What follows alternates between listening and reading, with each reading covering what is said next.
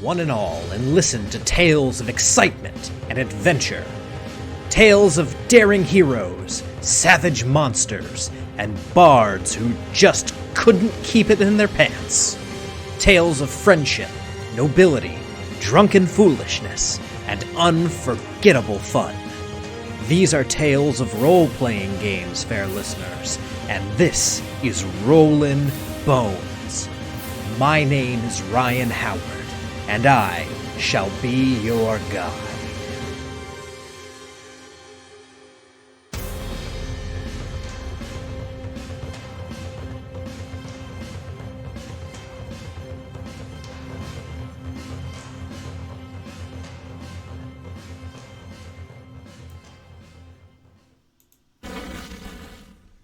Hello everyone, and welcome to Danishes and Dragons, your RPG morning show. I'm Ryan Howard, your host, Dungeon Master, and King of the Boneheads, and this morning we are going to be taking a good long look at an RPG from a creator who was on the show very recently. I just acquired this a couple weeks ago, so we're going to be talking about John Harper's Blades in the Dark. I'm very excited to dig into this. This setting is really cool, and the game system as well is really well thought out. So this will be an interesting conversation. But of course, it would not be Danishes and Dragons if we did not start off with a little discussion of breakfast food. So I was feeling a little bit lazy this week, and not having a guest on, nobody picked a breakfast food to discuss. That includes me. So I ended up getting Bojangles again this morning because sometimes you just kind of crave that food from your childhood that you enjoyed growing up. I wanted a Cajun filet biscuit, so I got myself some Bojangles. However, in ordering on DoorDash, I was not able to just say, give me the biscuit and the Bo rounds with no drink. I guess I could have, but it would have been a little bit more difficult. So what ended up happening was some crappy coffee that was cold by the time it got to my front doorstep, came with my order, and I had no intention of drinking this coffee anyway, because it's Bojangles coffee, and while I love Bojangles with every fiber of my being, their coffee is not good. And when I say it's not good, I mean it's really not good. It's terrible. You will never see someone go through the drive-thru at Bojangles and just order coffee unless they're trying to kill themselves, in which case there are more efficient ways to do so with less pain. So I, see this coffee, and for some reason they sent two. I only ordered one, but they sent two. Yes, absolutely, Elfie. They should stick to biscuits. Go with what you're good at, people. That's kind of like the best advice for any restaurant, really. You see a lot of restaurants that'll expand their menu so that they can, have like everything for everyone. But what ends up happening in many cases is you just have a crappy version of something that someone would otherwise like.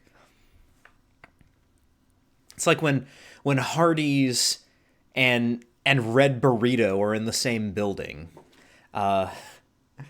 You see those like Hardee's Red Burrito, and you're like, I barely want to order a burger from Hardee's, even though Hardee's is delicious, in a very wrong kind of way. It's one of those foods where as you eat it, you're just like, this is killing me right now, but I'll be damned if this isn't amazing. And then, 5 minutes after you've consumed it, you're just like, what was I thinking? That was not even close to amazing. That was the opposite of amazing. I am going to die now of bowel cancer, and there's nothing anyone can do to save me. And then you finally pass that, and you're like, what was I thinking? I want some Hardee's again. But anyway, restaurants that expand their menu like that, and they go, we can do burgers and burritos and tacos. You're overextending yourself, and you're not presenting, something for everyone. You're presenting a crappy version of something that people would otherwise enjoy. Just making sure that my camera's in the center there.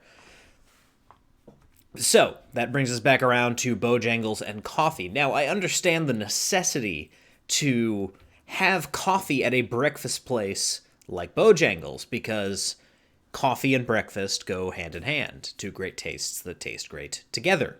Again, to paraphrase John Hambone McGuire quoting a Reese's commercial. And yes, he does actually say that a ton. If you listen to Vintage RPG, you will hear Hambone say two great tastes that taste great together all the time. Remember, it's pretty much every Monday that episode drops. So, Vintage RPG if you haven't seen that show. Anyway, I understand the reason why there's coffee there, but either they need to get better coffee or they need to just drop the pretense and say, look, if you want coffee, you'll have to go somewhere else. Sorry, we can't help you. So, all of that to say, what I wanted to talk about in the breakfast portion of our discussion today is kind of ranking fast food coffee, and as part of this, I'm going to include gas station coffee, because gas station coffee is a very interesting world and one that I have some strong opinions on. So, we've already discussed kind of fast food breakfast tiers a couple weeks ago when I initially brought Bojangles to the table. But, I guess if we're going to start like at the top tier of who's got the best coffee, I suppose we'll have to pull Starbucks off of this list. I don't like Starbucks, but their whole thing is they're a coffee shop, so that's a whole nother conversation. So with that in mind, I'm gonna have to put at the very, very top, like S tier fast food coffee, or S tier gas station / fast food coffee. Twice Daily is going to be one of them, to satisfy Elfie there. Every year around kind of November, December, they have this like white Christmas coffee. I'm not entirely sure what's in it. I don't know that I could describe it to you. All I know is that it tastes like heaven. It is one of the best black coffees that you can get just by itself. I feel like putting creamer in it would be a war crime, but it is very good. Also up there with Twice Daily, my absolute favorite, and I know with tiers, you're not supposed to pick this is my number one, but my absolute favorite, like S plus tier gas station or fast food coffee is Quick Trip. Quick Trip, for those of you who don't live in the Carolinas or Georgia, or Texas, I believe they're in Texas as well. Quick Trip is like the best gas station. Sheetz can kiss my ass. Wawa, no thank you. Quick Trip, all the way up the top. 7-Eleven, no. No. Quick Trip. Quick Trip is the standard by which all other gas stations should be judged. It is always clean. All the layouts are the same, so you always know where the bathroom is. They have a great selection. They have great donuts. And most importantly for this conversation, they have great coffee. They also have pretty good hot dogs. But coffee. Coffee is what we're talking about today. So, Quick Trip Coffee. They've got these really interesting different roasts that they provide. There's a dark roast, a light roast, medium. But they also have, and they could completely be lying to me, because as much as I love coffee, I am not a expert. I could tell you whether something was light, medium, or dark. I could not tell you by drinking a coffee where the beans came from. I'm not like Napoleon Dynamite when he's doing the FFA milk drinking blind taste test. I couldn't do that with coffee, but so they could be completely lying to me, but they've always got like uh this, this is the Venetian roast, and the coffee's from Europe, and there's uh like a South American blend that they break out every now and then, and there's I think they do like an African blend as well. But they provide all these, great different coffees. And this is just like their coffee in a pot, because they also have the machines that, can do the cappuccinos and stuff. And one option that they have, back when I was grossly overweight and, like twice a week I would stop and get donuts and sugary coffee from Quick Trip. There's this cookies and cream steamed milk that you can put in any coffee, or any, pretty much any coffee, and that stuff is amazing. Again, in like a really really bad way. It's not good for you. And I would put it in like a mocha cappuccino, so I'd just be like putting sugar on top of sugar with like that much coffee in it. But that stuff, let me tell you, that's good stuff. That's good stuff. It's one thing that, every time I go back to Quick Trip, there's always this fear that I'm gonna, have something that I had in the past. I'm gonna, take that sip or take that bite, and I'm just gonna be like, that was terrible. What was I thinking? Not a Quick Trip. Let me tell you, not a Quick Trip. That's good stuff. So, enough of me shilling for Quick Trip without receiving any compensation from them at all. By the way, guys, if you wanna sponsor the podcast, I mean, you'd be the first. I'll leave it open for you. You could put Quick Trip over top of my face. I'd just have the giant QT logo over my face the entire time. As long as you give me coffee, we're good. We're good. I'd change this name to Rollin' Quick Trips with Ryan Quick Trip. I'm not going to go that far. Anyway, also up there with Quick Trip, Thornton's. Thornton's is actually pretty good as far as coffee goes. There's one close to where my wife and I live, and on our way like to church on Sunday mornings, or if we're going somewhere and don't have time to make our own coffee, it's a good place to stop and get coffee. It's fresh ground. You can see the coffee grounds like it on top of the coffee machine. Again, they've got a good variety of roasts. It's actually pretty decent quality coffee. So, those are kind of your gold standard. I guess Mapco has decent coffee as well. And as far as gas station coffees go, and fast food coffees, I guess I should also put up there with fast food coffees. Einstein Brothers has really good coffee. They've kind of taken over Caribou Coffee, and that's what they offer. For those of you who have had Caribou, I remember when there were like standalone Caribou locations. I always liked them a little bit better than Starbucks because I'm a contrarian, and because their mixed drinks were a little bit more milkshake like than Starbucks. So there's that. But still, they offer Caribou coffee. It's kind of cheating, but Einstein is fast food. They are primarily focused on bagels and stuff like that, so I don't feel bad saying that their coffee is S tier. Then you go down to, like the lower tiers, your A and B tiers. This is not going to be formal because I don't want to do all the tiers. I don't want to discuss all the restaurants. I can't discuss all the restaurants. I don't know what Crystal's coffee tastes like, and I don't really want to know.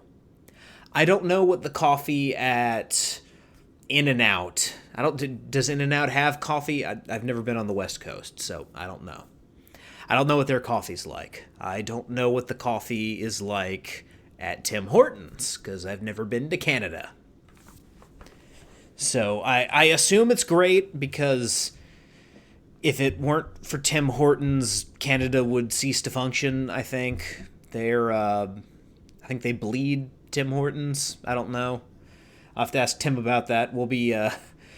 I'll be doing an episode of Knights and Nerds here coming up this week. I'm not sure when it'll be available for you guys to listen to, but Tim and I are recording this week as he's preparing for his new campaign. So I can ask him there if Canadian blood is in fact infused with Tim Hortons coffee. But yeah, like Elfie says, McDonald's coffee is decent. I know a lot of people who hate McDonald's coffee. McDonald's is an easy target. Jim Gaffigan has a whole bit about how people rag on McDonald's, but they sell millions of hamburgers a day.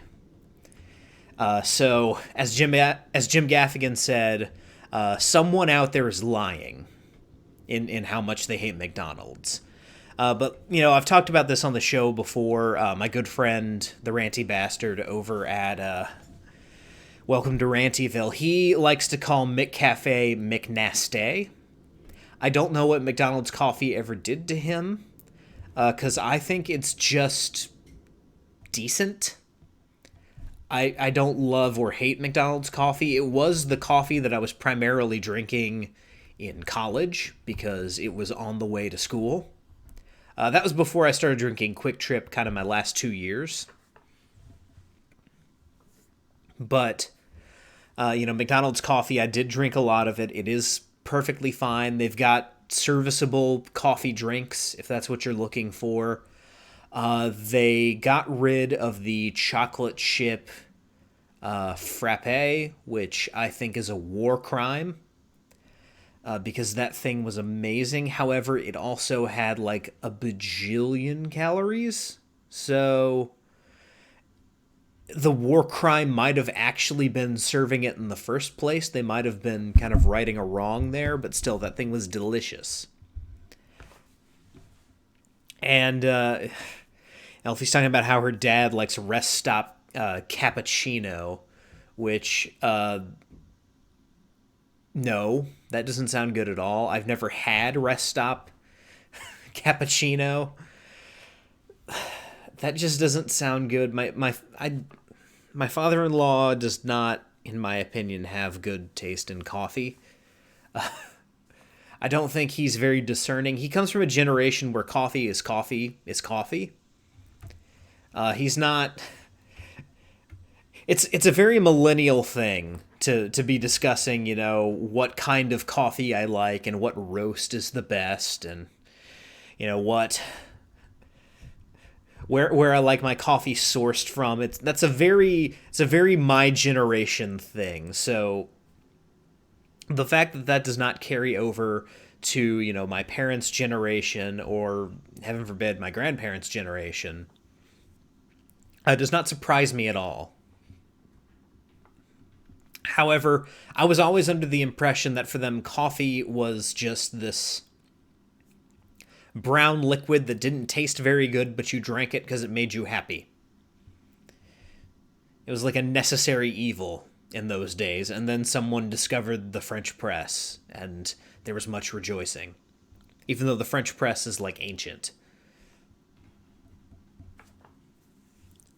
I feel like coffee goes from back in the Arabian Peninsula, where it was discovered and first started being used, Turkey, all those places where coffee came from. At this point, you're at this high where this stuff is amazing and it's strong and it's thick and hearty, and then you go downhill as it enters, popular culture, and it's drunk on the frontier where, in the words of Hidalgo, when the horseshoe stands up in the coffee pot, the coffee's ready. And, at that point, coffee's down here. People are drinking out of percolators. You get crappy diner coffee in the 1950s. And then it just continues on this flat trajectory of bad coffee until you get to like the 80s, and then, it starts to go up again, and it peaks around 2012 at the height of just the nonsense hipster stuff. And then at this point, we're kind of just riding out this high until at some point someone just goes, coffee is coffee again, and then we're going all the way down here. I will still hold on to my French press, though.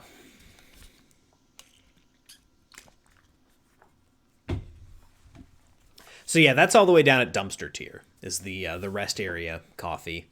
And then like your old-fashioned gas station coffee where they literally just have a pot of coffee sitting there in styrofoam cups, that's dumpster tier as well.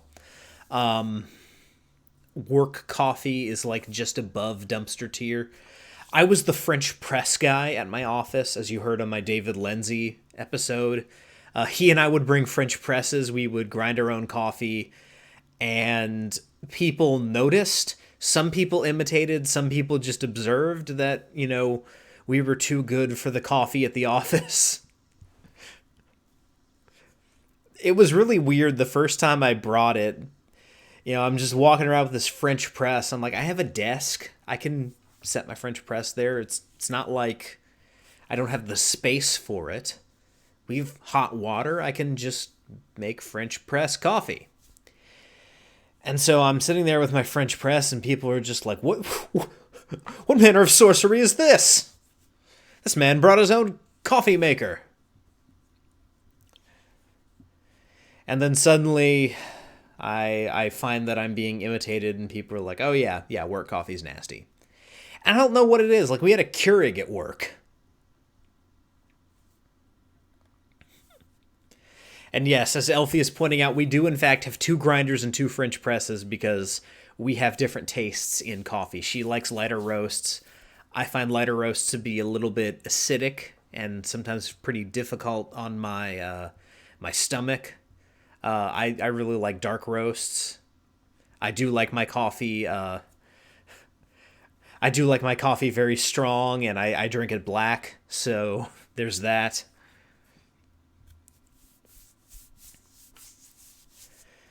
But yeah, your dumpster tier, and then just above dumpster tier, that's your rest area coffee and gas station coffee, and then work coffee is like just above that. And we had a Keurig at work, so you'd think, it would be better, but something about the office and the coffee that's provided in an office just makes it bad.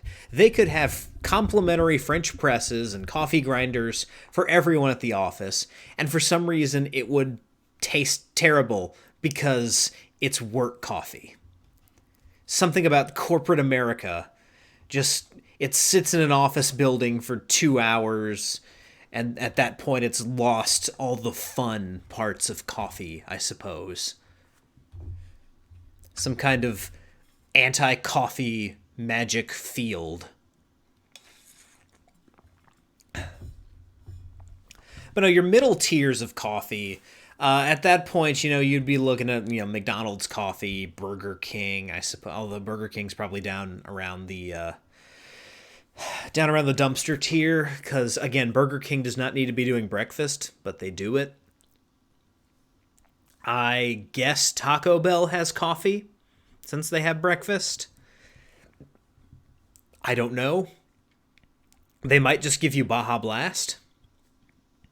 Because, again, it's caffeine, and if you put sugar in your coffee, it's pretty much Baja Blast at that point. Just, it's cold and tastes like Baja Blast instead of coffee. So that's got to be dumpster tier.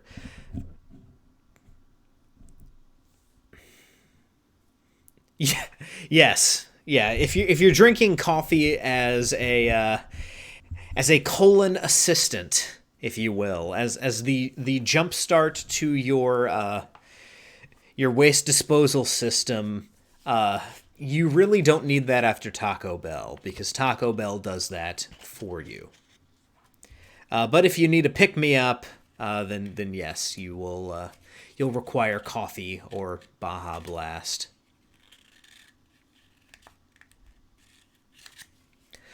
So that pretty much rounds out kind of the coffee discussion for today. I spent a good half hour on it. That seems appropriate for my appreciation for coffee. I do like me some coffee. At some point, I'm going to try to get either Josh Unruh to come on. It's a little bit difficult for him because I think he works Saturday mornings, or I'd like to bring Keith Patempa back on to have a full-on coffee discussion. Because both of them love their coffee, and they've worked as baristas. They know their stuff. They know their stuff when it comes to coffee. They make latte art. I've seen it. It's cool. So it'd be good to have one of them on to discuss different kinds of coffee and what they like to have in their cup every morning.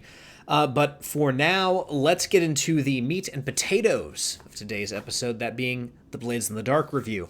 I am going to take it over to the screen share so you guys can see the PDF that I have. Evil Hat has a really cool system where when you buy directly from them, you get both the book and the PDF.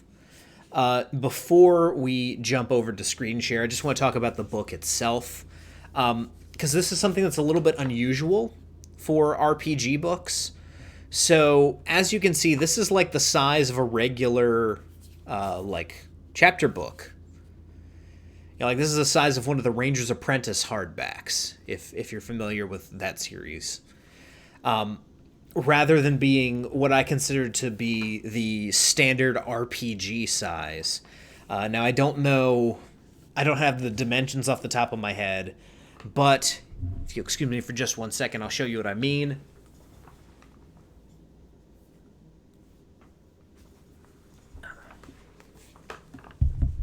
So, what I've done, because... Okay, camera's focused. What I've done, just because it's close to where I'm sitting, and my D&D books are a little bit out of reach, Star Trek Adventures. This is an RPG that I'll be discussing on Monday with Sean Andrews. This is kind of what I consider your standard-sized RPG book. Now, it's a little bit thicker because this is a GM's book and a player's handbook all rolled into one with adventures and equipment and stuff like that. But as far as the dimensions of it, this is what I consider to be kind of standard size for an RPG book. It's a little bit bigger. It allows you to put more kind of text and information in there, and kind of a larger, more spread out format, and it provides good placing for, art pieces, as you can see here. Blades in the Dark is not standard size for, or what I consider standard size for RPG. Now, is this a bad thing? Absolutely not. I don't care about the size of the book, necessarily. Does it make it a little bit awkward to place on a shelf next to other RPG books? Maybe a bit.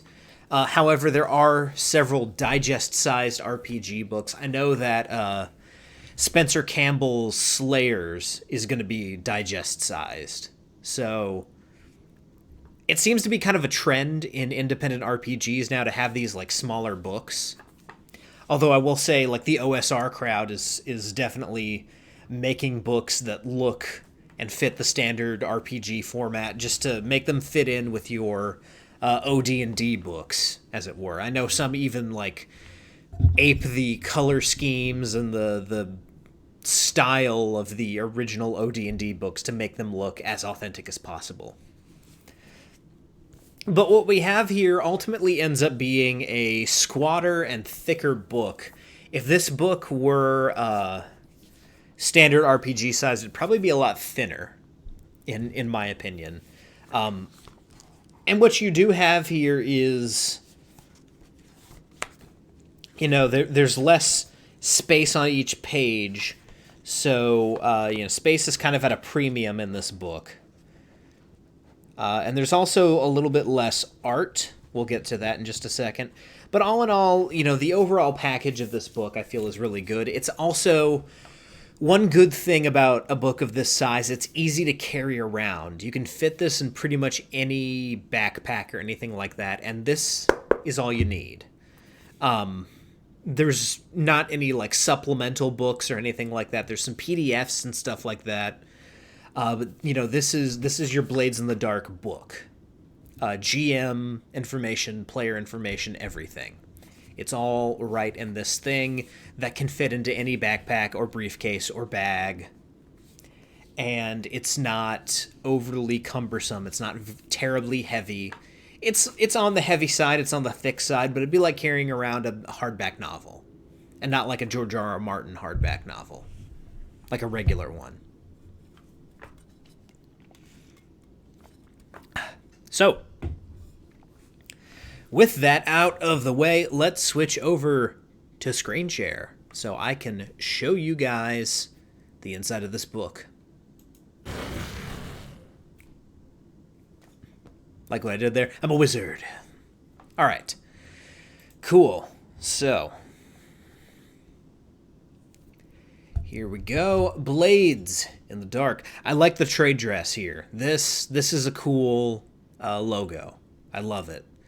You've got the knives that kind of make up the underscore under blades, incorporating the in that underscore. Yeah, the jagged lettering makes it look like it's a knife itself, or it's at least forged from steel. That's cool. You've got your publishing information.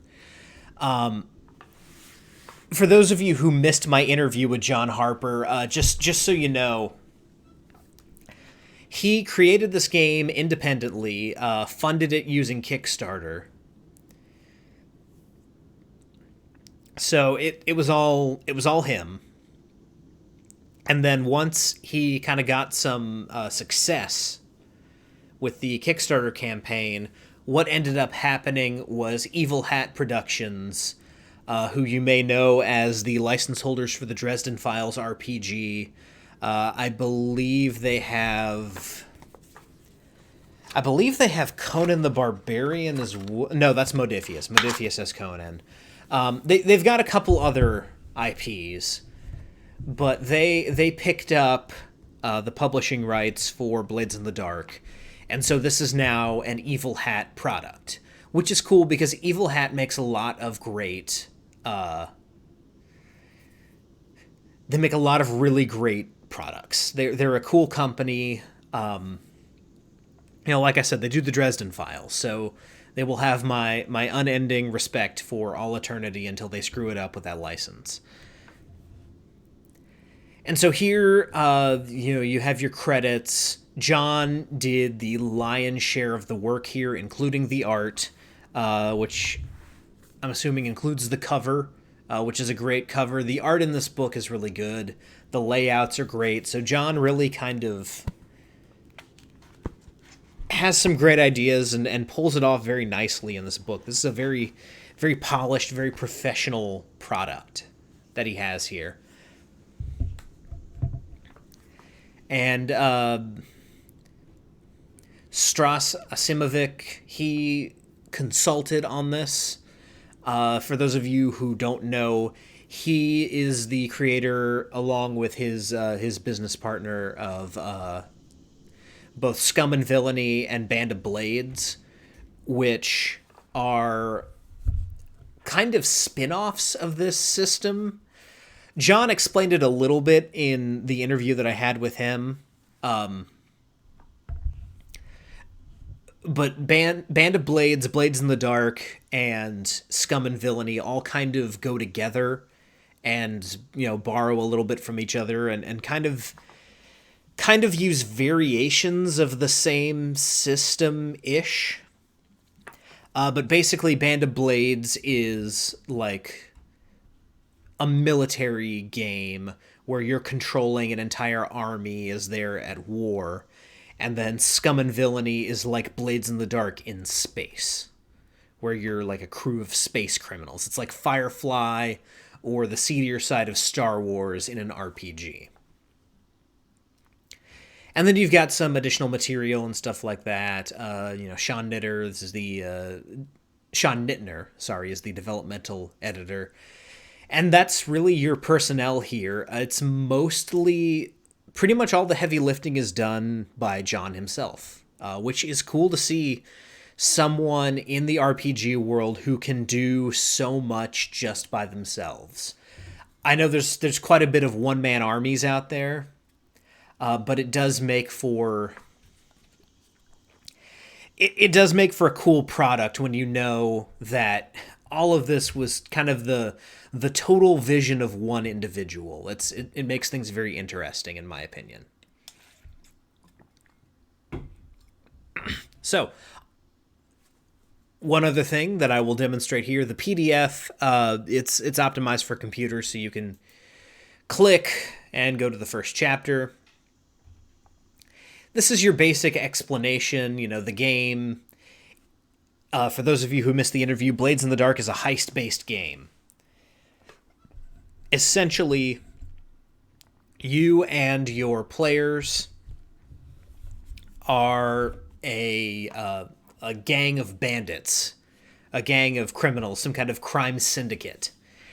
And you are basically trying to go from, street hoods to mafia bosses over the course of a campaign. And to do this, you have to pull off various different jobs, and you find yourself in a setting that's very kind of steampunky. John takes the pains of describing kind of this setting here. You're in the city of Duskval, aka Duskwall.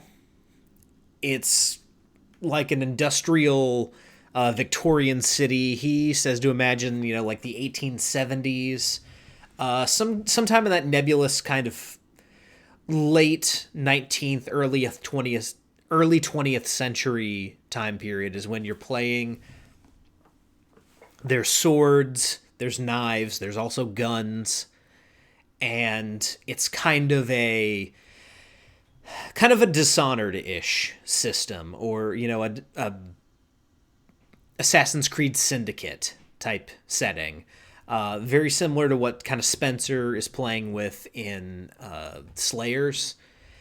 So you've got this cool steampunk aesthetic of industrial development and billowing smoke clouds everywhere and unnecessary gears and bronze on everything. It's cool. I like it. And so you guys, like I said, are criminals. Duskval is kind of a mashup of Venice, London, and Prague. And one thing that's interesting about the setting is that you are actually kind of surrounded by danger, in that the city itself is basically lit up, and then everything around it is just eternal darkness. And John makes a point of saying that you cannot leave the city to lay low, because if you leave the city, in all likelihood, you are going to die. Because you are trapped basically in a snow globe of lighting that's apparently powered by demon blood, which, metal. Specifically, the metal is bronze. Or brass, because this is steampunk.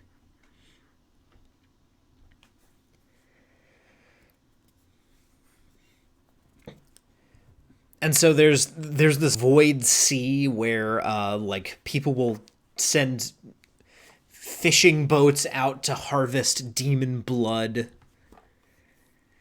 It's this really weird gothic setting that's honestly really cool, and it allows for some supernatural aspects to enter the game as well, because this is technically not just steampunk and street crime, it's also a fantasy setting. There's magic and demons and stuff like that. And so, as the players, you guys take control of criminals. And you are trying to grow the reputation and the power of your crime syndicate. And one thing that's really interesting about this game is not only do the characters have specific archetypes, so does the crew. So as a character, you can be the cutter, who's like a fighter, essentially, and kind of a leader type character, a hound, You're like a tracker and a sharpshooter, kind of your rangery option. Leeches, those are your tinkerers, saboteurs, your scientist people. Lurks,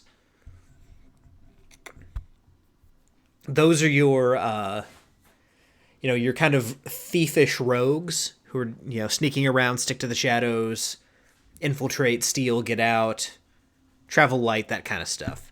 Slides, these are your face characters, your James Bond types, your manipulators and spies, your seductresses. Spiders, those are the people who pull the strings, the Machiavellians, if you will. And then whispers, those are your arcane adepts. And then as a crew, you also pick kind of your lane as far as what you start out as, what you specialize in, that kind of stuff. So you can be assassins, hired killers,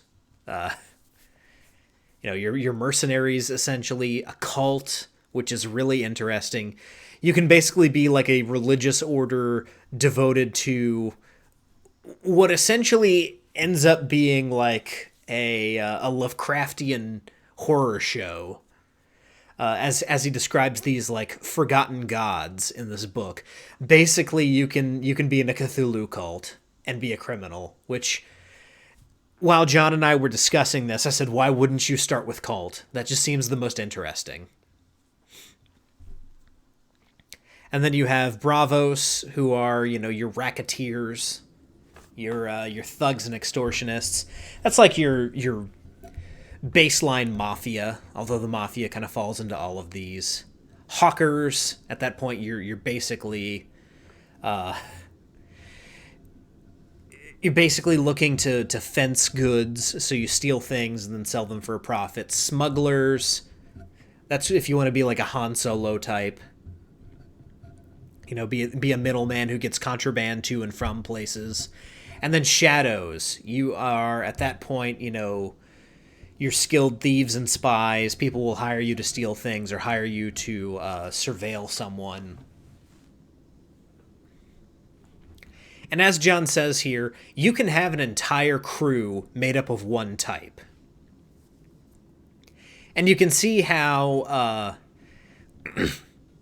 in these like crew archetypes, it would be beneficial to have multiple of one type of character. So if you guys are assassins, the majority of your party is probably going to be like slides. Actually, probably, slides, lurks, cutters, and hounds.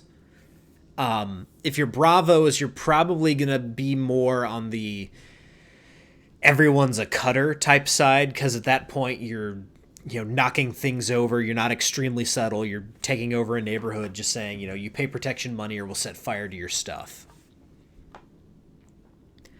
Smugglers, you'd want to kind of specialize in the you'd want to specialize probably in having a spider and then multiple lurks and slides. And then hawkers, you probably would want to be like slides and lurks, because you have to have someone who can sell the stuff, but you also need people to steal it. So yeah, but as John says, your archetype's not set in stone. You can be a cult that takes on assassination and smuggling missions. You can be smugglers who are hired to spy on people or have to extort people. It's all depending on the job and what you are looking to do with that job. So we can skip over some of this. This is all like, your inspiration here. Peaky Blinders is a very clear inspiration. The Lies of Locke Lamora definitely has a lot of influence here.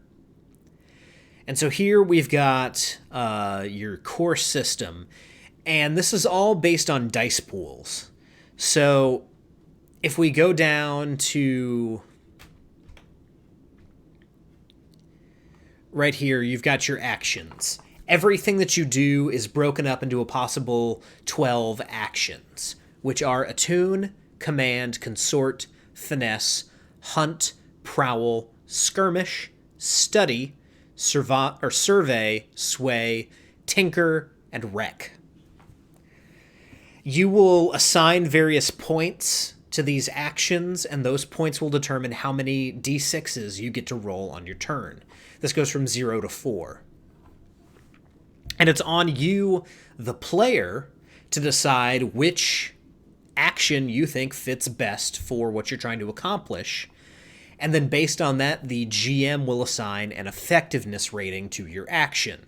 So, if you are trying to, let's say, break into a museum and steal a priceless diamond, your skirmish skill is probably not going to get you very far, but if you're high in skirmish, you can say, I break in and I kill the guard. So yeah, you can kill the guard, but how effective is that going to be in getting you to where you want to be for the action? So that's kind of your primary mechanic there is these actions that you take.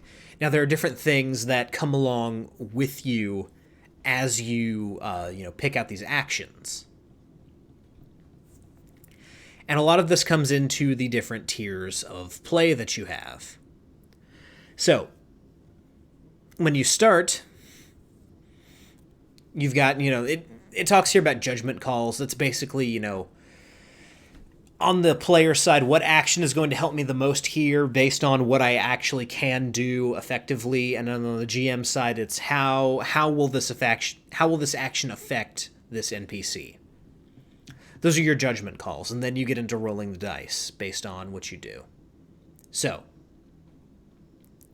the game is structured in this way. There's a map here. I'm actually going to pop this out a little bit so you guys can see the whole map.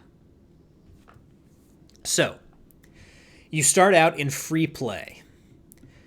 Free play is where you kind of, build your character, gather information. You deal with actions and consequences in free play. You choose a target for your next job, and then you choose a plan. When you choose a plan, you then go to the engagement roll, which takes you into the heist and into the score.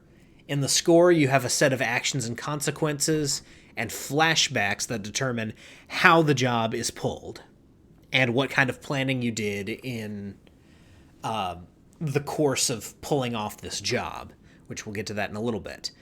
Then in downtime, you've got the payoff of the heist, any heat that comes from what you've done, entanglements that come from what you've done, downtime activities, which are where you kind of shake off any damage that you took in the intervening heist, and then you return to free play to plan and pull off your next job. Let's zoom back in here. So, we've talked about the actions, and then everyone has 3 attributes as well, which are insight for your mental, to determine if someone's trying to pull a fast one on you, if someone's lying, that kind of thing. That's insight. Prowess is physical, and resolve is willpower. And much like the actions, you'll have 0 to 4 dice ratings in these attributes. And one thing to mention about the action rolls is when you go to perform an action, there is something that needs to be determined by the GM, not just the level of effectiveness, but also the position a player is in when they are making this roll. So, you've got 3 positions: controlled, risky, and desperate. By default, the game says that anything you're doing that requires an action roll would ultimately be risky. Which means, it can succeed, but there could be complications if it's not done just so. There can be factors such as, something that the NPC doesn't. You have the high ground, the upper hand, that can put you in a controlled position. And then if you are caught flat-footed and really have no recourse, it's either, jump or die. At that point, you're looking at desperate. And so, from the controlled position, if you fail, the consequences are way less severe. If you're risky, then your consequences are going to be a little bit more severe. Under desperate, your consequences could be fatal. And so this is if there's kind of like danger in play. If there's no danger, you don't really need an action roll. That would fall under a fortune or downtime roll, which we'll get to in a little bit.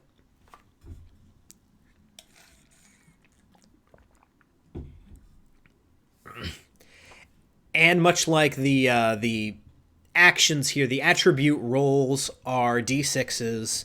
Their number is 0 to 4. That's determined by what's filled in on your character sheet.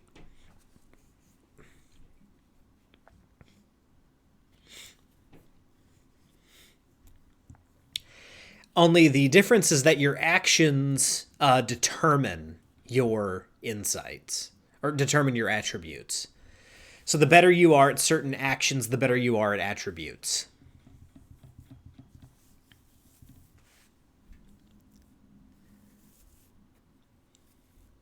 So,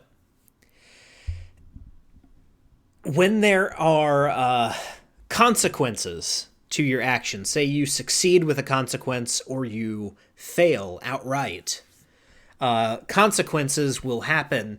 And in order to avoid these consequences, you can resist them.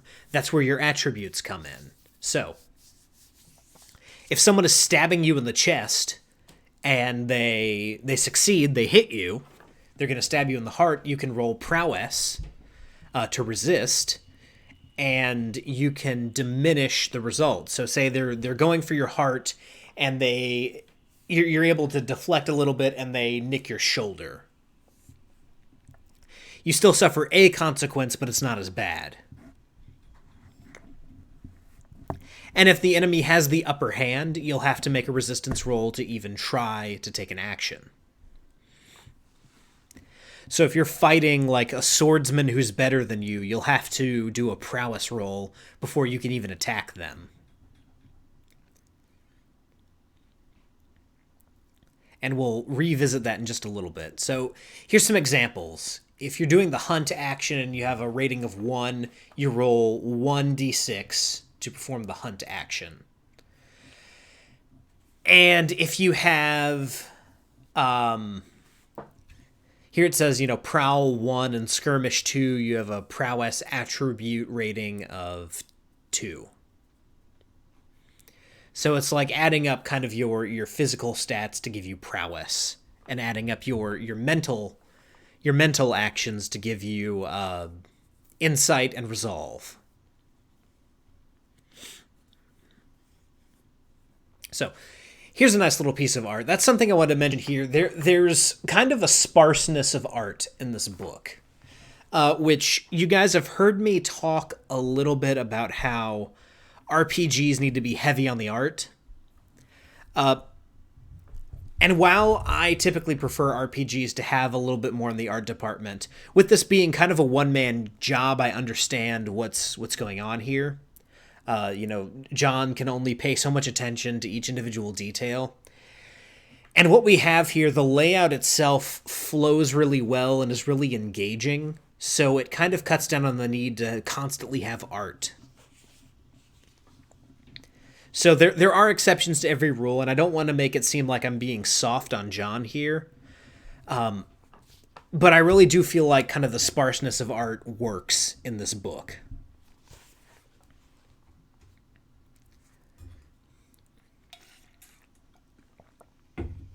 So, when you try to resist consequences, you take stress. Stress is like your primary... It's related to like your primary hit point system in this game. Basically, you can take a certain number of stress to resist consequences.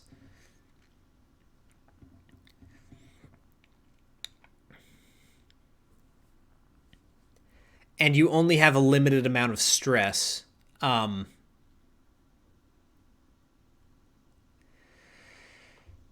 I believe you can take up to 6 stress. It might be determined by characters. We'll get to that in just a little bit. But stress is what allows you to make resistance rolls.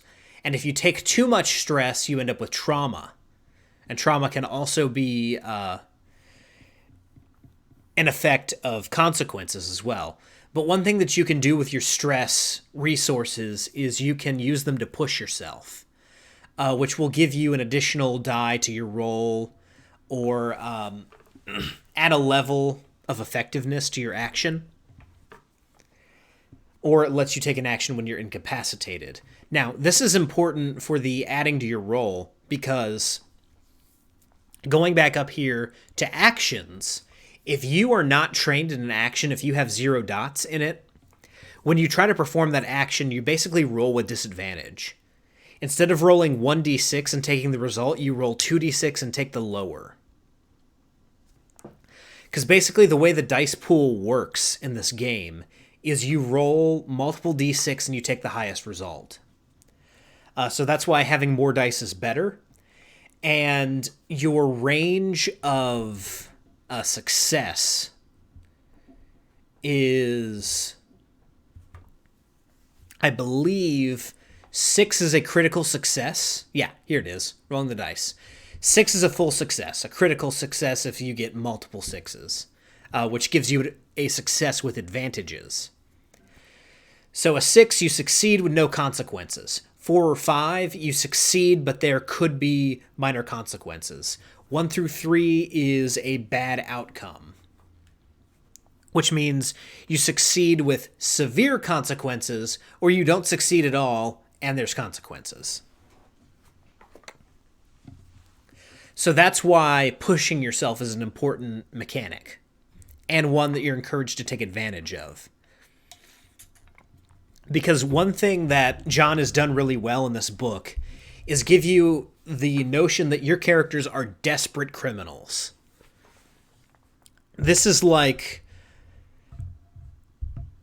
in many ways, this is like playing every gangster movie ever. You guys are desperate criminals, in some cases willing to do or sacrifice anything to pull off the job. And that feeling is perfectly captured in this game. It really is great. So, trauma. When you mark your last stress box, you suffer trauma. Trauma's permanent. And other things can cause you trauma. Basically, what this does is forever change the way you act and view things. And there's a list of traumas associated. So you can be cold, haunted, obsessed, paranoid, reckless, soft, unstable, or vicious. And you can get multiple traumas. The only thing is, once you've taken 4 traumas, you have to retire.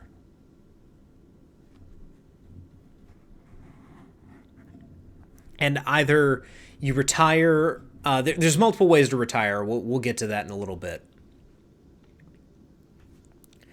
But trauma does actually give you a mechanical bonus as well. You can get additional experience for role-playing your trauma. It's like when you role-play your flaw in D&D and the DM gives you inspiration. It's like that, only it allows you to make your character stronger. So, the other thing to mention here is the supernatural.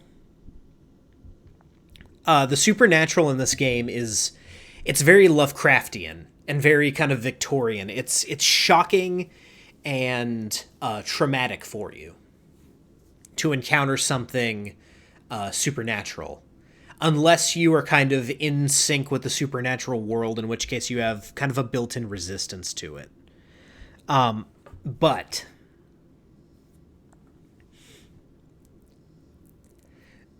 basically, when you encounter a spirit or a demon, you have to make a resolve roll to basically be able to act in its presence. And if you're a whisper, or a railjack or an occultist, as the book mentions, you're less and less susceptible. But if you're possessed, if a spirit actually enters your body and takes control, at that point, you take trauma, because that is a traumatic experience. And so there's like, he mentions here mind-bending horror, so this is where kind of the Lovecraftian element comes in. And that's something that I feel this game really kind of nails, and it's very underrated for, is it's... A lot of times supernatural becomes mundane in fantasy settings, but this book does a really good job of making it something that's shocking and horrific. Now, the other kind of primary mechanic we have to discuss here is the progress clock, because this is how you measure whether or not something is succeeding or failing. Basically, you draw a circle with lines in it, and as actions are accomplished or things happen, these are filled in. These are both positive and negative for the players, because you'll have multiple clocks going at once. So PCs want to fill in their clocks to indicate that they are succeeding or have succeeded in a task. They don't want the NPCs' clocks to fill in, because when they fill in, bad things happen. So an example of this would be like breaking into a vault. So let's say you've got, a combination lock with an auto reset. That would be one of these like 6-piece clocks. And each time you break one, you fill in 1 or 2 pieces until you get the vault open when this is full up. However, you've got a 4-level, clock for the guard's attention. And each time you do something to alert the guards to what you're doing, that'll fill up. And when it fills up, they raise the alarm. They are actively looking for you, that kind of stuff. So this is all discretionary. Basically, you decide whether or not something needs a clock or how complicated the clock needs to be.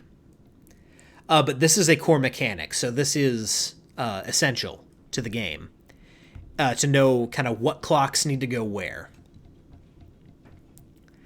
And it's a really, really good, really simple way to track things. It's easier than using a dice to tick down. I really do like this mechanic. It's really cool. It seems a little bit daunting at first, but it's a good kind of non-specific way to track your player's progress, because, as John mentions here, you want these clocks to be non-specific to allow the players to complete them in any way they see fit. So the example he gives here is interior patrols and the tower versus sneak past the guards and climb the tower. Because you need to find a way to get past the guards and get into the top level of the tower, but it might not be climbing or sneaking past the guards. It might be killing the guards and taking the stairs. And then you've got, your simple obstacles, which don't require a clock. It's just a roll. And then you have danger clocks. This is kind of your, like I said, this is your exclamation mark from Metal Gear. This is how far the guards are on your tail. And you have racing clocks where the PCs and the GM are filling clocks at the same time, and it's whoever gets their clock filled first has the advantage. Then you have linked clocks, which are if this clock fills in here, it'll fill in something over here. Basically, this would be if you have like a complicated vault and you give a clock to each tumbler. Breaking one of the tumbler clocks would break the overall vault clock or something like that. The example here is actually combat. So, you've got like a defense clock, and if you fill up the defense clock, you've broken past an enemy's defenses, and then you fill up the vulnerability clock until they're dead. Which is an interesting way. This is kind of your it's your like measure of success. It can also be hit points. It's a multifaceted feature, and it's a really cool one in my opinion. There's mission clocks as well, which represents how long it's taking you to get through a mission if there's a timer on what you're trying to do. Tug of war clocks, where filling one out could take one away from another. And then long-term projects are clocks that you're keeping track of over multiple sessions. Faction clocks kind of track how different factions view you, because there will be like other gangs that you have to interface with in this system. So you might be dealing with keeping your standing within kind of a thieves guild or something like that.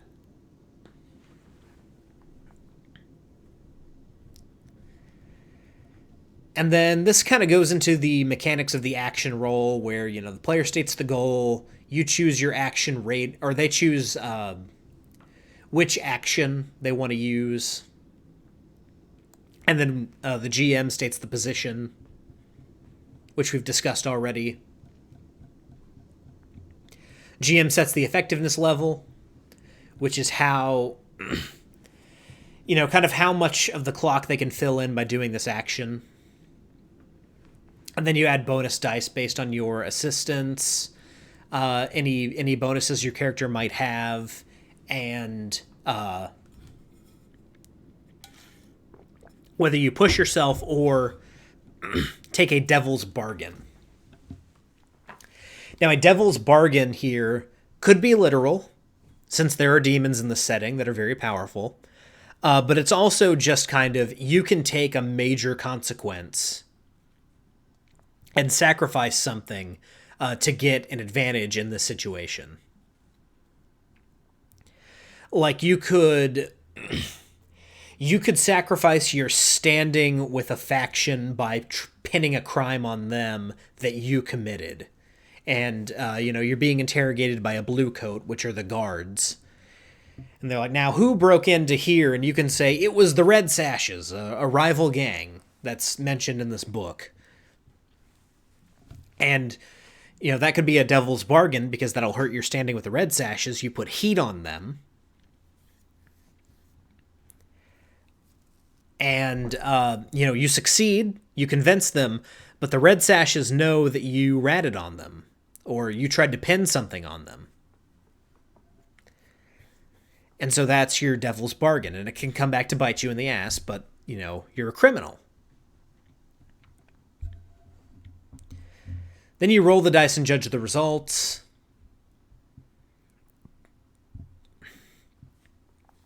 And that's pretty much an action roll.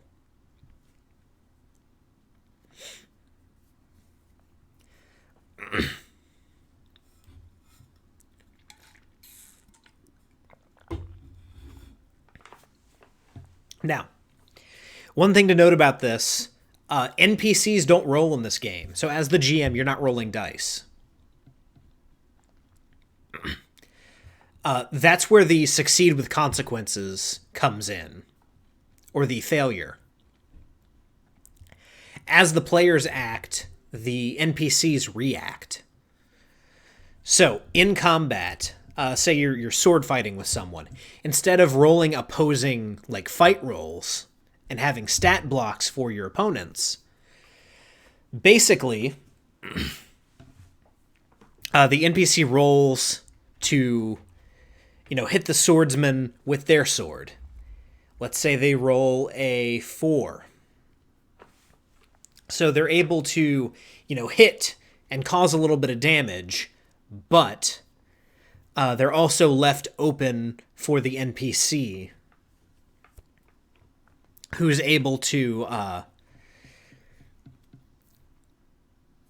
get a little bit more of an advantage, and on their next turn they might have kind of a lower standing. So it might take them from risky to desperate in that case. Or if it's a 1 through 3, they miss the NPC, or the NPC is able to counter with their blade and cut them. So that takes a lot off the GM's plate as far as not having to keep track of stats or roll dice. Which, if you like to roll dice, that might be a problem for you as a GM in this game. But it's less to keep up with. So, the effects, this is effectiveness level. Great, standard, or limited, based on, how appropriate your action is to your, to what you're doing. And then there's a couple of assessing factors here that they mention. Potency, obviously that's like how powerful what you're doing is. Mentions here like magic, and then also infiltrating when it's dark versus when it's light. Then you have quality or tier, that's the quality of your items, and the tier of your crew. So you start out at tier 1, and you can get all the way up to tier 4, which is like seasoned. And then there's scale, which is how big something is. So if you're fighting, let's say, a giant robot instead of a human, and you have a sword, that's going to put your effectiveness down in the limited area. Unless you're able to do something that will resolve that difference in scale.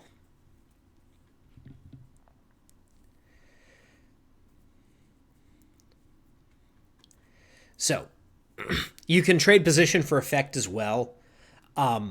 So you can go from risky to desperate to make what you're doing more effective. There's a lot of ways to gamble in this game, which is super interesting, and that's mentioned here. The idea is that there's trade-offs for everything that you do, and consequences. So, we've talked a little bit about, setting the position and the effect. Now here's some consequences that can come. Complications are heat. That's how close the law is to your party. And then here it mentions, don't inflict a complication that negates success.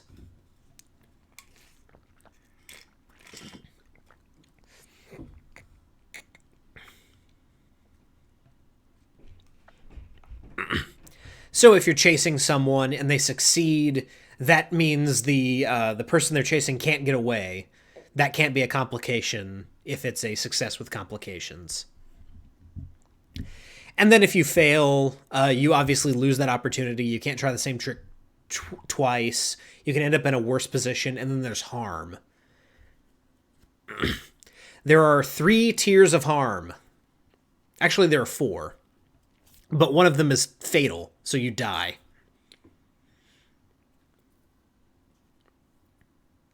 So, you can only take certain levels of harm, or so many of certain levels. Level 1 is like you're drained, battered, your lower levels of harm.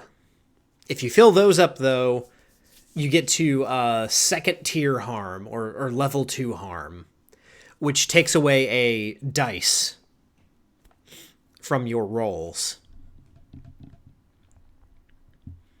And this is, like exhausted, or you have a deep cut, you're panicked, you've been seduced. And then there's severe harm,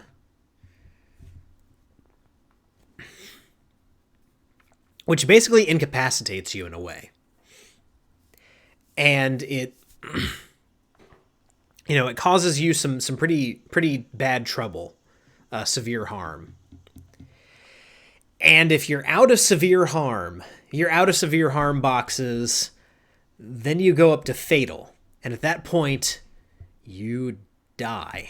Actually, at that point, you go up to catastrophic permanent consequences, like dying, or you could lose a limb, or something like that.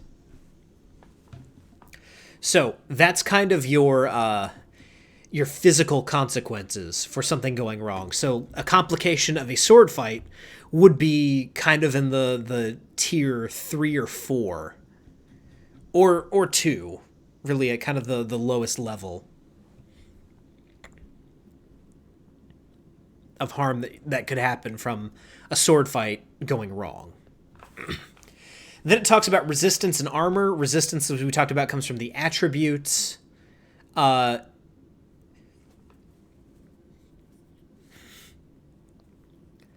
So, when you make a resistance roll, your character suffers 6 stress.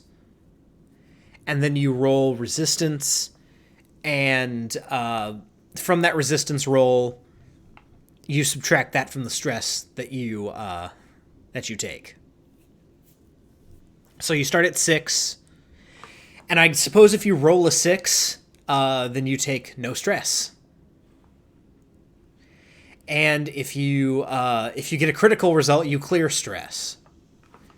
And stress is indicated on your character sheet. Let me actually take a look here and find it.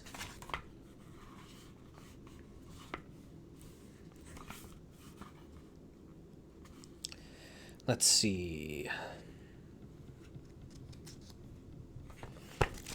Page 52 is where you'll find character creation stuff.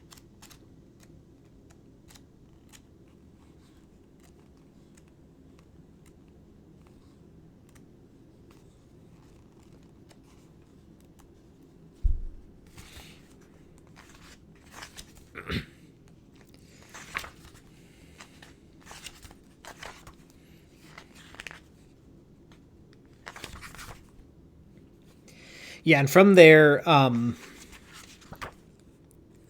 basically you'll find kind of the levels of stress that you can take. Although I think... seems like it might actually be a set level for each character. Or for every character, rather. We'll look into that and have an answer for you by the end of the episode.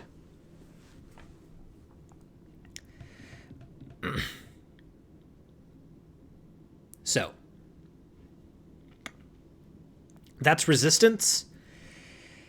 And then, you can only roll resistance against a given consequence once.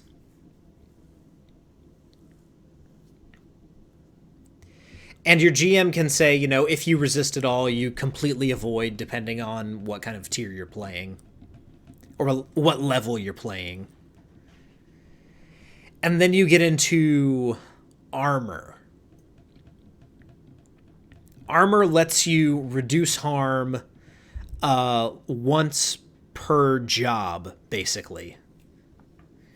When you resist harm, you have to mark off armor. So basically, some armors will give you multiple boxes, but most of them give you 1. So if you're taking level 2 harm in this example here, the player for Silas, this character, marks the armor box and reduces it to level 1 harm. And if he had heavier armor on, he could reduce it by 2 and take 0 harm. But once the box is marked, it can't be used again until it's restored, and your armor's restored when you choose your load for the next score. Then it talks about character death.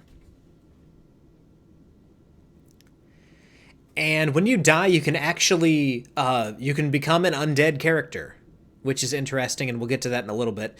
If you guys give me just 1 second, I'm going to take a quick break, and I will be right back.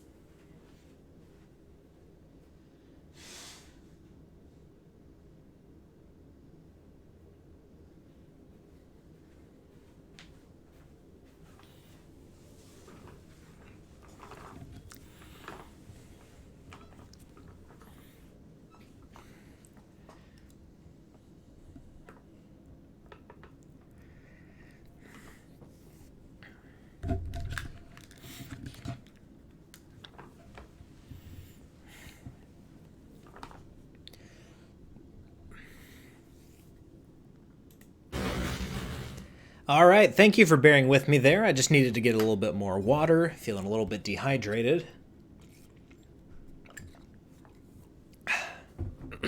Water's important. So, sometimes actions will need to be made that don't fit neatly into one of the action boxes.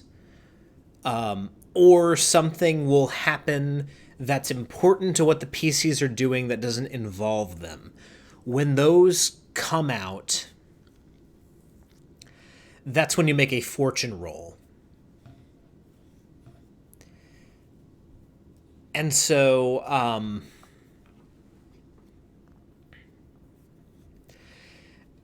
basically, what you have to do as the GM, you make the roll. This is the roll you get to make, and you pull from different sources to determine how many dice you get to roll. So, it could be the tier of the gang that's acting.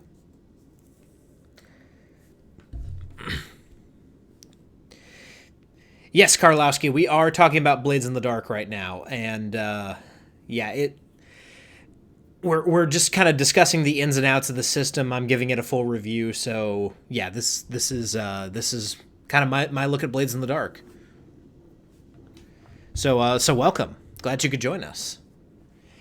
So yeah, what we're looking at here, basically to get you caught up, we're talking about fortune rolls right now. So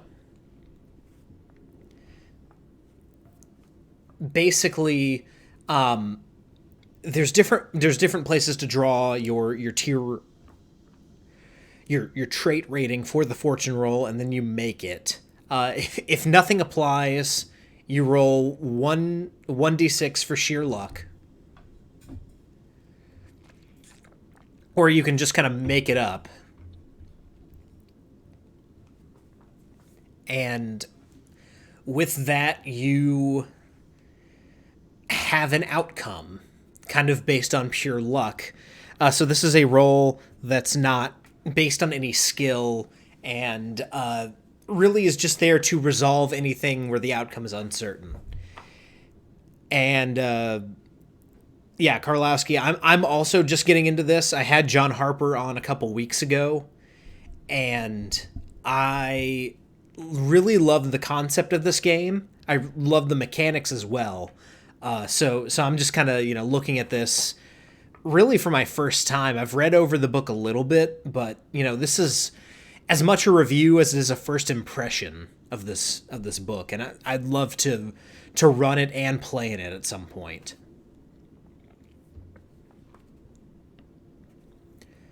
So, from there we get into gathering information. This is important about, this is an important side of any heist, basically, is you need to gather information, collect information beforehand. And this can be done either before the heist or during the heist with a flashback. And so this is just, it's another way to use your actions. And there's multiple things you can do. Investigations happen if it's more complex than just, break into the warehouse and steal the schematics. If there's a lot of moving parts and a lot of pieces of information you need, this would be a long-term project that would involve multiple different stabs at getting information. Excuse me. So,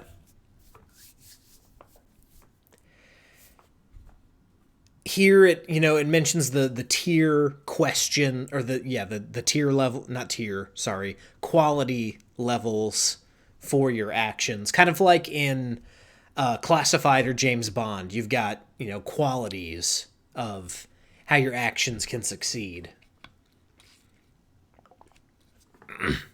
And this is it kind of spelled out for the information gathering side of things. And then, here's some examples of what you could do. And then there's a whole example of play here that I won't get into. Or actually, there's multiple examples of play here. And then there's PC versus PC.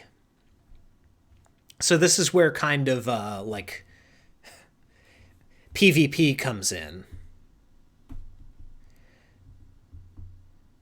So basically what John recommends is you pause the game and talk it out kind of out of game before trying to resolve anything in game. Then you agree to resolution methods, and then you abide by the results. Basically, the idea is you don't want PvP in this game because it's not designed for it. So this page here is like a conflict resolution page. That's actually really cool that he put that in, because that's something that comes up pretty easily in a lot of systems. People will get really caught up in what they're doing, and if they perceive someone at the table to threaten what they want to do, that can get ugly pretty quickly. And I've seen it get ugly. So it's nice that John put in this is how you resolve these conflicts, or how you can resolve these conflicts page here. So, then you have coin. Coin is your liquid assets.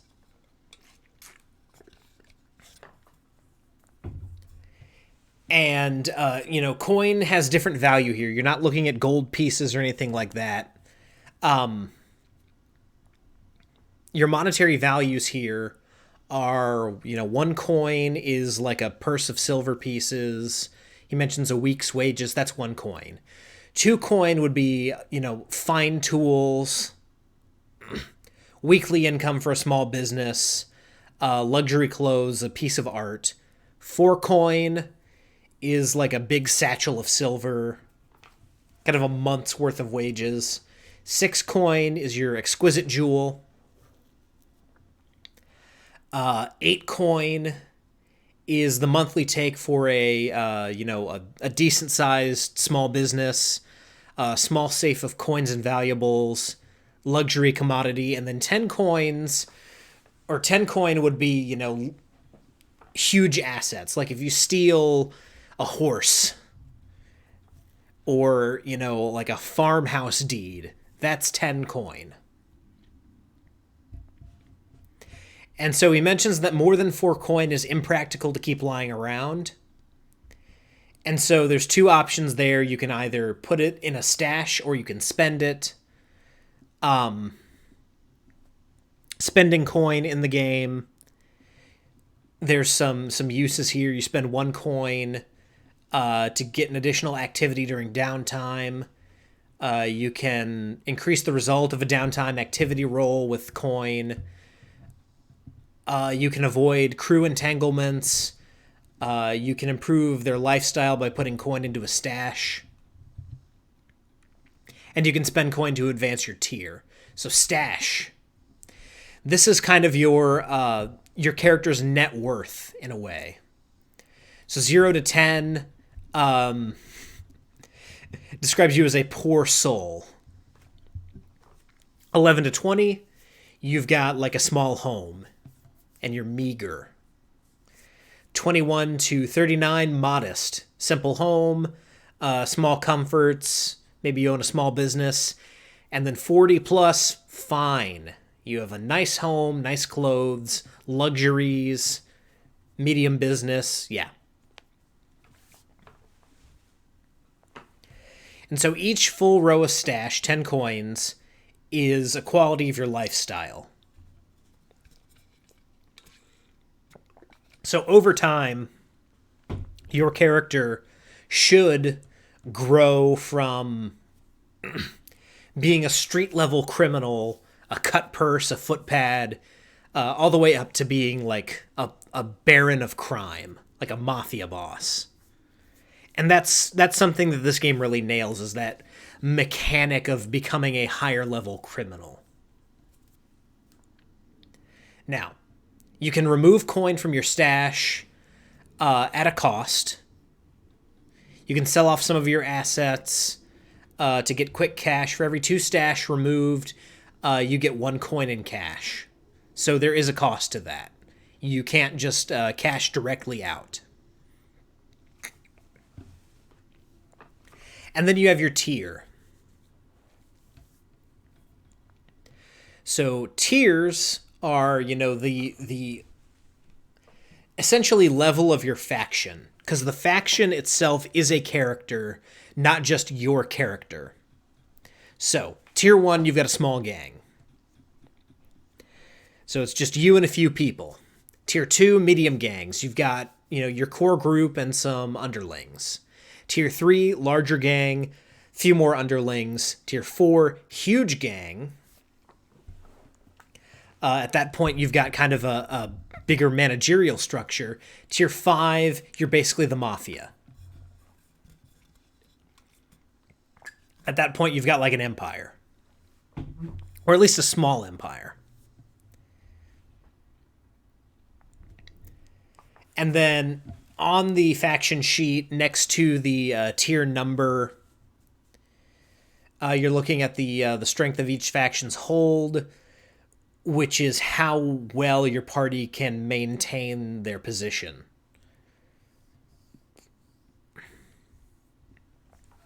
So basically, you can spend money to up your tier and, be a more powerful gang. But maybe once you get from tier 1 to tier 2, you don't have quite as strong a hold on your tier. And it looks like we got someone else here. Sachagoat. Yeah, Sachagoat. Thank you for dropping in here. I'm starting to love Blades in the Dark too. I haven't played it yet, but I'm excited to give it a go. So thanks for jumping in here while we discuss it. So, as you develop your crew, you need rep, meaning reputation. So, as you grow your rep, you get more support from other factions. And when you complete a score, you get 2 rep. If the target of the score is higher tier than your crew, you get +1 rep to each tier. And Satch, I've played mostly D&D and Savage Worlds. I've played several other kind of games, just kind of here or there. Mutants and Masterminds is a favorite of mine. I like Star Wars Saga Edition. I'm honestly kind of expanding my horizons now and getting more into these independent games. The thing about me, though, is I am a forever GM, so I get stuck kind of playing what people want to play. And most of the time, people want to play 5th edition D&D, which is fine by me. I know the system in and out, and I, like the system. But, like you said here, this is a gateway game, so I could get more people into playing, different, unique RPGs. But a lot of times, when it comes to playing, everyone knows 5th edition, and I'm willing and able to run. So, I'm kind of a valued resource as someone who's willing to GM pretty much whenever. So a lot of times, even though I want to play more Deadlands and more Savage Worlds, I can't necessarily convince people to run it, or I can't convince people to even play in it. So I end up running 5th edition, and that's where most of my play comes in. But yeah, I do love this game so far, and I'm glad that you were able to join us and take a look at what this game is, because I've got friends who are super into it. Yeah, it definitely is tricky to pitch a different game. I do have a group that's super open-minded as far as systems go, though. They're really into like apocalypse games and stuff like that. So they actually play Blades in the Dark on a different day. And they're the ones who got me kind of looking down this path. So Josh and Keith and you guys out there, thanks for introducing me to this really cool game because I like it a lot. Now,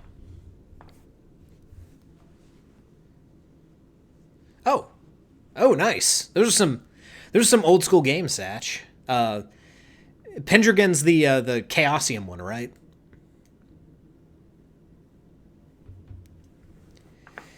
Yeah, looks like you're pretty deep into OSR there, Satch. Yeah, I don't know if you listen to Vintage RPG podcast, but you'd get along well with Stu Horvath, one of the hosts there. He is a Chaosium fanboy, as it were. So if you like that stuff, you'll really like that show.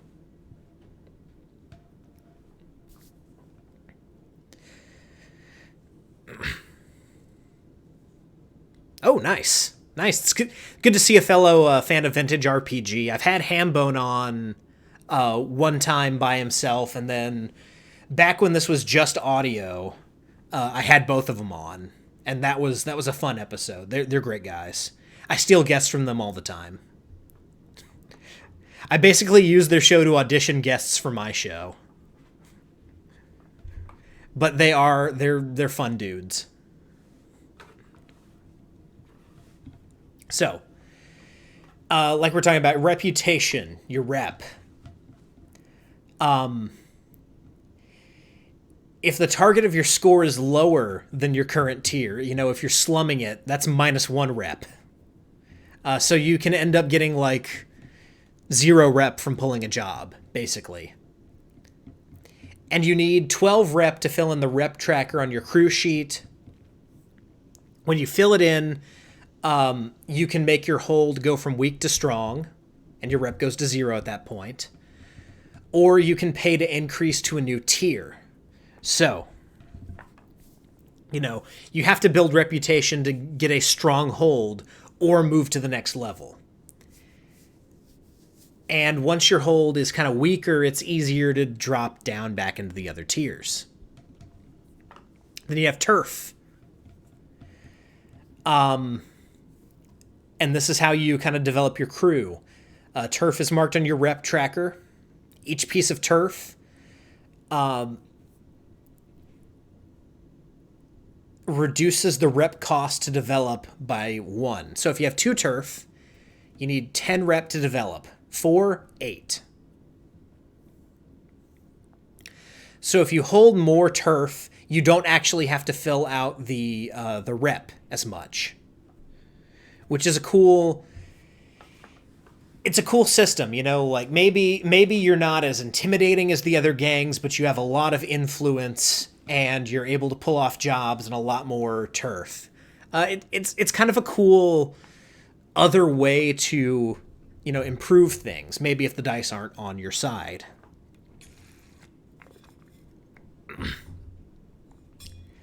And then you can perform actions to reduce the hold of another faction. If you know they're vulnerable, and then you can go to war with them, take their turf. You lose hold if your faction goes to war. And, your enemies can wage war against you and lower your turf as well. And then you have a faction status, which is how well you're liked or hated. You go from -3 to +3. 0 is neutral. And then when you create your crew, you assign some positive and negative status ratings to reflect recent history, and those will change over time. So, faction status level, if you're +3 with someone, they're friends of yours, they're allies. You have each other's backs. 2, they're friendly. They'll help you if it doesn't create serious problems for them. +1, they're helpful, but they might not, stick their necks out for you. 0, neutral. -1, they're kind of rubbing up against you. They're interfering. -2, they're hostile. And they'll look for opportunities to do you harm. -3, you're at war with that faction. And when you're at war with any number of factions, your crew suffers +1 heat from scores. So, if someone's actively trying to undermine you, you will take additional heat when you do scores because, that represents them trying to screw you up. And then there are claims to be seized.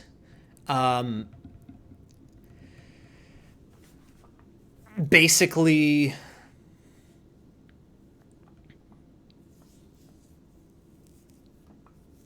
claims are, different operations and stuff like that.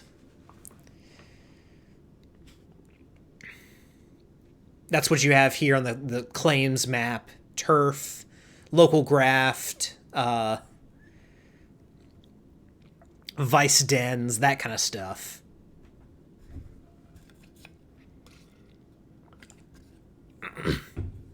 These are different claims that you can have. Your lair is the lowest level. This is your cave.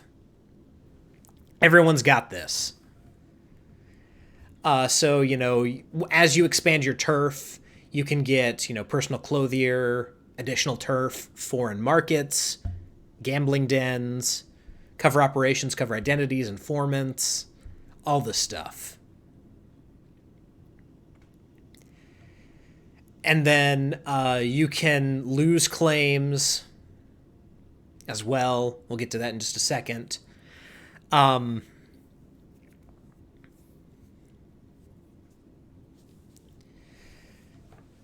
So if you basically to get these, it's like an operation, or any other kind of score. If you succeed, you seize the claim, and the targeted faction loses the claim. And then seizing a claim is pretty serious, so that'll drop 2 from your faction status, and it'll give you status with that faction's enemies. And you get benefits from the claim. Some count as turf, some don't. And you can fight to loot. You can fight to defend a claim or negotiate to back someone off. If you lose a claim, you lose the benefits. If you lose the lair, you lose all of your claims until you can restore your lair.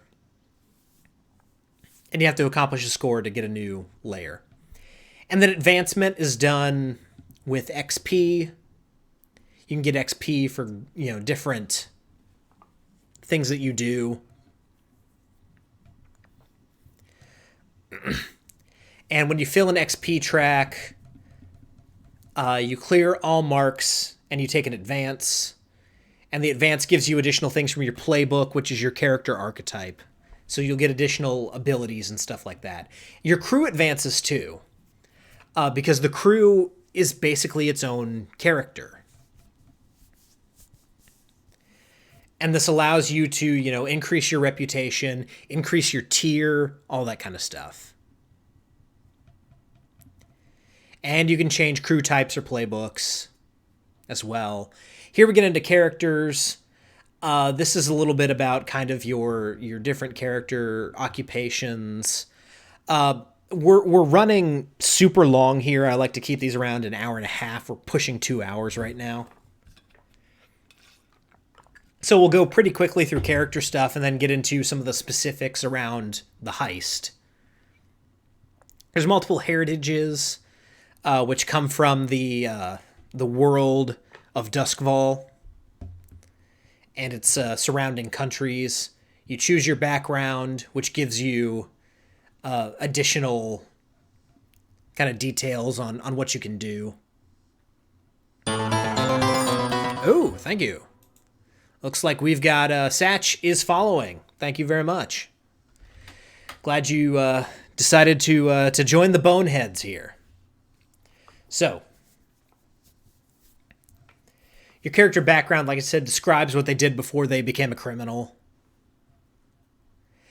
And then your playbook starts with 3 action dots already placed, and then you get to add 4 more dots based on what you want to do based on your heritage and background.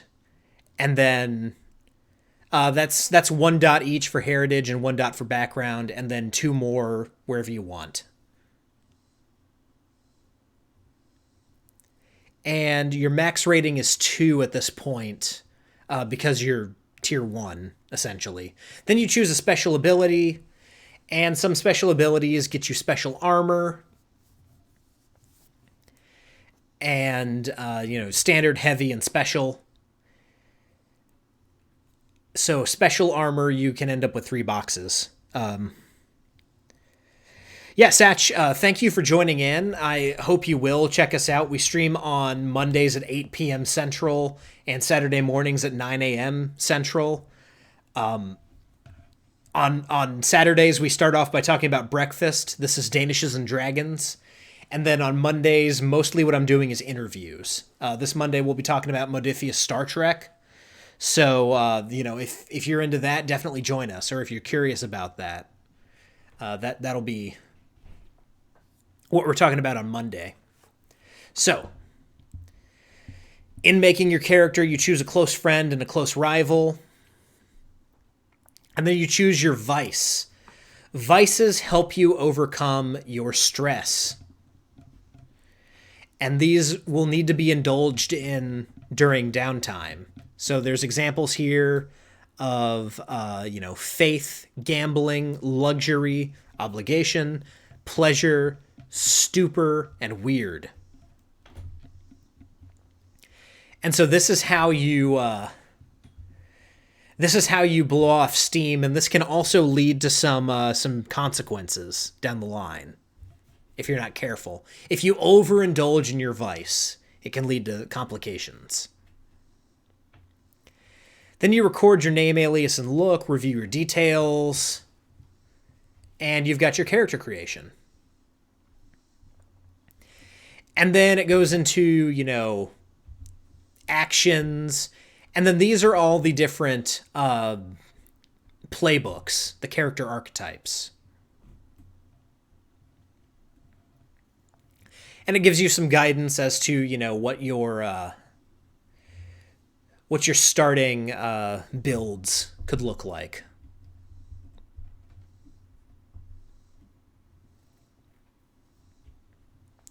And then you get to pick your special abilities and items. There's definitely there's items that you can pick from, hand weapons, heavy weapons, scary weapons.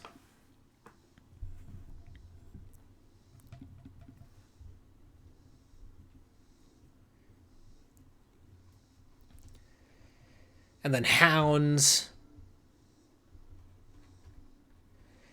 We're going to skip through all this. You should buy this book. It's not that expensive. But these are all kind of the playbooks that you can get into. So Loopy, my favorite special ability, I actually don't know that I have one yet because I haven't kind of played these out mechanically.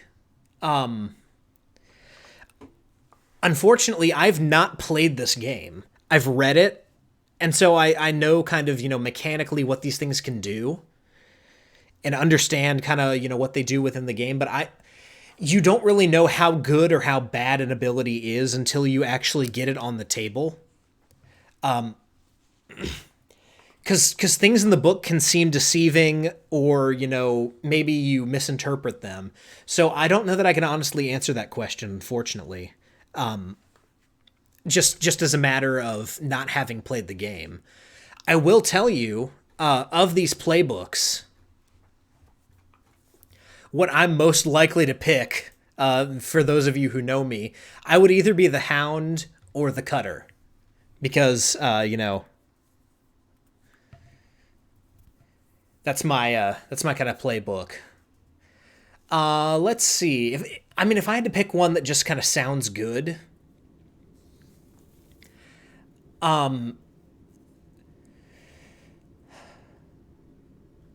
honestly,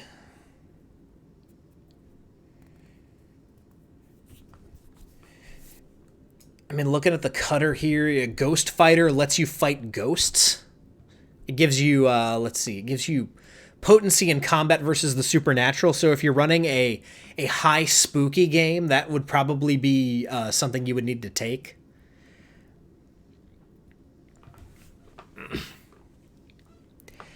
Command lets you kind of keep your soldiers in the fight. Mule, you can carry a little bit more. So yeah, it really is kind of situational. And I don't like that I can't answer this question, Loopy. Honestly, it... Yes. Yeah, it does seem a little bit weird having to fight the ghost buddies. But, you know, if ghost buddies... One man's ghost buddy could be another man's ghost adversary. And if you've got one of the supernatural guys on your team, you do have your own ghost buddies. But remember, not all ghost buddies are your friends. Some of them are other people's ghost buddies. But yes, I believe if we go down to... and I can't remember what they're called. It's not Spider... Whisper. Whisper probably gives you a ghost buddy.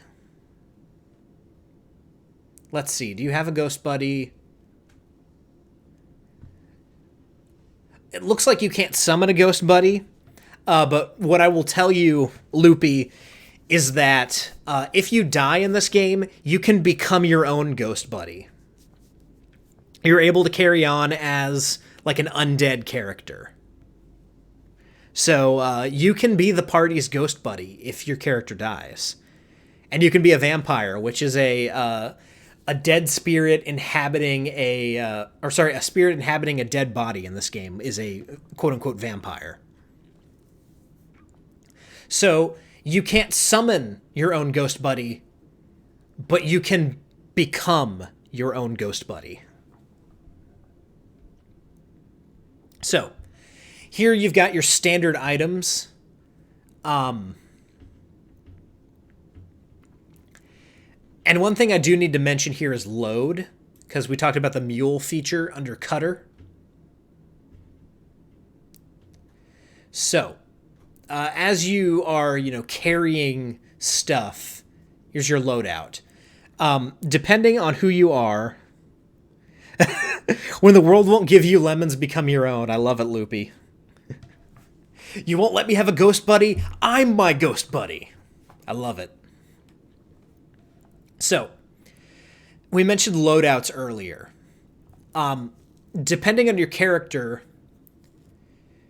you may want to have kind of a lighter or heavier load.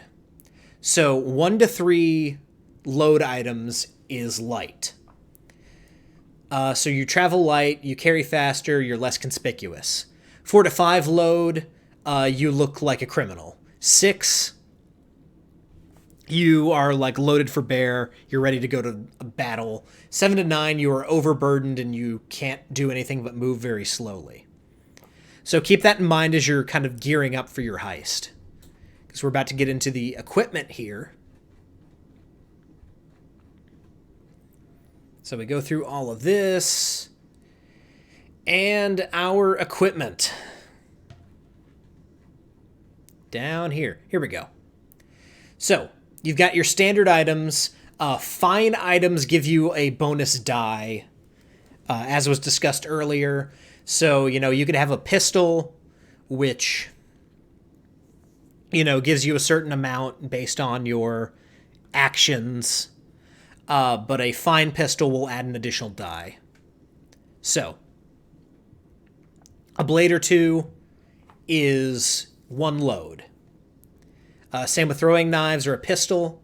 Larger weapons, that takes up 2 load. So if you're carrying around a greatsword or a battle axe, you might not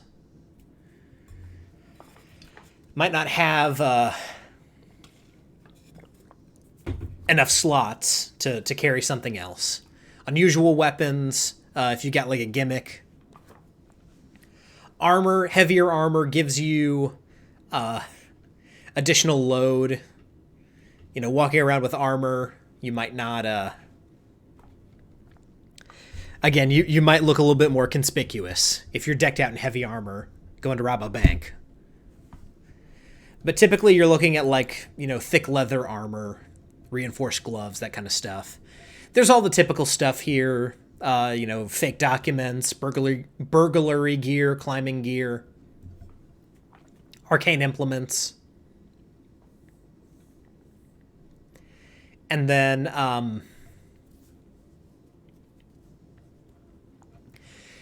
there's an additional kind of optional effect that you can add based on different items that you have. But again, this is kind of an optional thing. And you can, loop in a devil's bargain where you can get an additional bonus from an item, but it has a drawback. Something like a longer range gun seems like it would have something like that. You can shoot further, but it's louder. Something like that. And then you've got the crew. You create your own crew. I'm going to skip through a lot of this, and I'm actually going to go up here to the table of contents, because there's one thing I really want to talk about, and that's kind of the core mechanics of a heist. So, we're going to go down to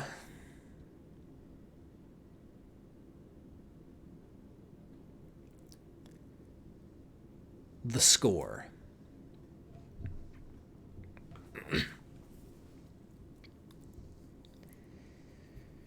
So, the score is basically, this is your job. This is what you're pulling off. And it's a single operation with a particular goal, criminal activity determined by your crew type and the type of job that you're doing, seizing a claim, or a special mission. And so planning an engagement, at this point, you're having to decide kind of what actions will need to be taken. And the details are determined by gathering information, you load out, and then you make the engagement roll. Which basically you choose your plan, and you provide details. The GM cuts to the action, describes the scene, the crew starts the operation, and at that point you're overcoming your obstacles. And so the engagement roll to start off a job is a fortune roll, starting with 1d6, and then you modify for advantages and disadvantage. So,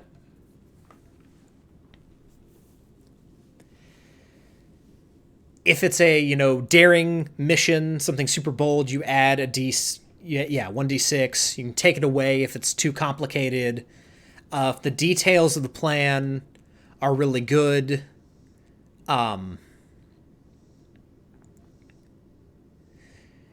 1d6, you can drop 1d6 if there's something that they haven't necessarily planned for.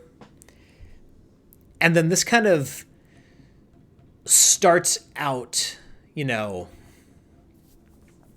score itself.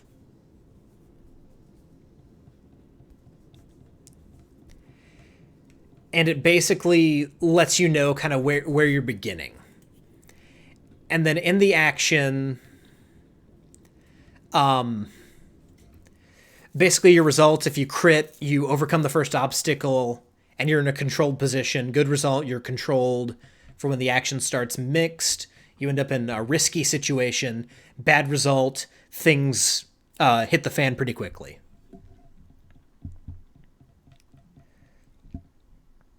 And things can get better or worse from there. And then, you've got linked plans, set things up, and flashbacks. This is what I really wanted to get to, and we're going to call it after this one. There's other things to discuss about this game, but this is what I feel like is the strongest mechanic of this game. Rather than having to plan everything out in advance, if you come up against something that conceivably your character could have planned for, you can make an action roll that's set in the past and flash back to them setting it up.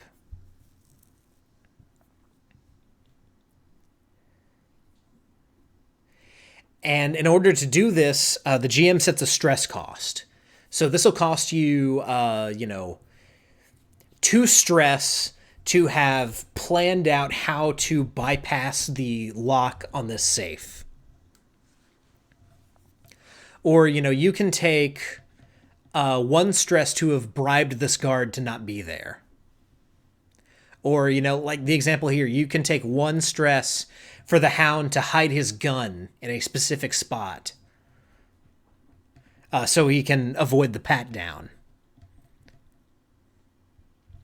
So yeah, time travel, this isn't time travel like the book says. You can't undo something that occurred in the present.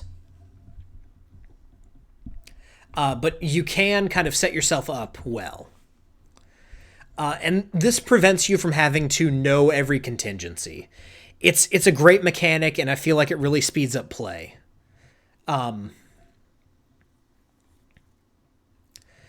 So we're going to skip through this and real quick just talk a little bit about downtime, because that's important too. Downtime, after you complete the operation, you generate both rep and coin based on the different outcomes. There's different bonuses based on how good the job was. You get heat based on how smooth the operation went. And heat basically attracts the attention of your rivals and the guards. And when you reach heat level 9, you're wanted. And to clear wanted levels, you need to clear your heat, and you need to kind of pay the consequences. So this is where kind of retirement comes in. If you have a character that needs to retire, you can send them to prison to get rid of a wanted level. And your wanted level, the severity determines kind of the punishment.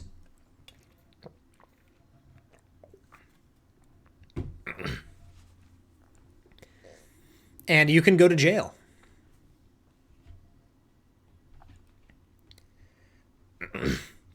But if you go to jail, when you come out, you do have, you have to make an incarceration roll. 1d6 for each tier level. And depending on your success, things might go well or go poorly for you inside. But while you're in prison, you can continue your operations, which is cool. I love that. And entanglements are based on your heat. So you can use coin to kind of bribe your way out of these.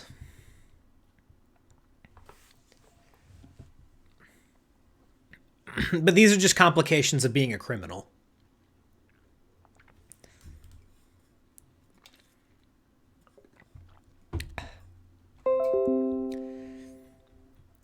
And then the last thing to kind of discuss here, we'll go down into downtime. Downtime, you acquire your assets, which helps you, kind of increase your holdings, get different items, that kind of stuff. These cost coin. Long-term projects, this will help you, with some of those long-term clocks. Recovery. You can heal harm.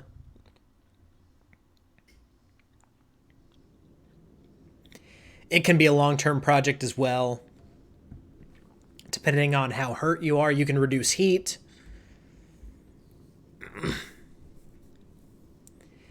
And so that is again, it's a roll. You can train to kind of get more XP, or you indulge in vice to relieve stress. If you roll higher than the level of stress you have, you overindulge, which has consequences.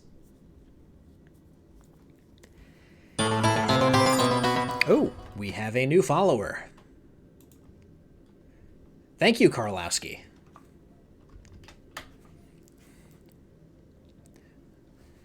So, the vices were mentioned earlier. This is another thing that's really cool. In indulging your vices, again, it's like Goodfellas. You need to blow off steam somehow, but this can get you in trouble. You can get hooked on drugs or something like that. And so it's a really cool mechanic, and that's basically the circle of life for this game. And then there's a summary page here, which is cool. And then, the rest of it is into gaming and describing solutions and giving you kind of examples of play and building out the world a little bit more. There's also some stuff about magic in here, but we're running super long, so I'm going to go ahead and call it here. Guys, overall, this game is really, really cool. It's super in-depth. It's not very crunchy, so it's easy to teach to people. It's all based around dice pools. It's easy to explain, and it's really kind of theater of the mind. So you don't even need like a map or minis or anything. You just need to keep track of your clocks and stuff like that. So, guys, thank you so much for joining us today as we discuss Blades in the Dark. Obviously, this is a recommend. Get this book. It's really good. Play it with your friends. Teach them your ways. So, again, thanks for joining us today. Just to go ahead and let you know what's going on in the coming weeks. This week, on Monday the 31st, like I said, I'll have my friend Sean Andrews on. We'll be discussing the Modifius Star Trek game, because he's my GM for that game, and we both love it a lot. We love Star Trek. Yes, influence them in the ways of Ghost Buddy. And speaking of Ghost Buddy, next week on Danishes and Dragons, this time slot, what I'll be doing, because my character creation episode seemed to be kind of a hit. So what I'll be doing is taking my forever NPC Cromwell McGwen, and I'm going to be giving him the best possible build that I can. I'm going to make him level 20. So he's going to get all the cool stuff. But basically, I'm going to show you guys kind of your best bet to make kind of a rangery fighter. And so we'll be building Cromwell next week, or rebuilding Cromwell, because I do have a character sheet for him. But I made it super early on. So building Cromwell next week on Danishes and Dragons, and don't forget about Rolling Bones. Yes, we're building Cromwell. We're building a better Cromwell. So, next week, Danishes and Dragons, building a better Cromwell. On Rollin' Bones on Monday, Modifius Star Trek, as well as the role-playing history of Star Trek. Until then, guys, whether you rolled a 1 or a 20, I'm so glad that you rolled your bones with me, Ryan Howard, and I'll see you next time.